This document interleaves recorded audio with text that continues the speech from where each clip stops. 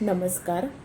दीप अमावास्या म्हणजे आषाढ महिन्यात जी अमावास्या येते तिला दीप अमावास्या असंही म्हणतात किंवा आषाढी अमावास्या असंही म्हणतात. या दिवशी नेमकं काय करायचं? आपल्या घरातले जेवढे दिवे आहेत, समई, पणते ह्या सगळ्यांना स्वच्छ धुवून त्याची पूजा करायची. पूजा केली जाते. काही ठिकाणी नैवेद्यही दाखवला जातं, जेणेकरून आपल्यावर, आपल्या कुटुंबावर, आपल्या घरावर जे काही अनिष्ट असेल, काही चुकीच्या गोष्टी असतील त्या सगळ्यांना निघून जाऊ देत आणि लक्ष्मीची आपल्यावर कृपा राहू देत, हा आशीर्वाद मागितला जातो.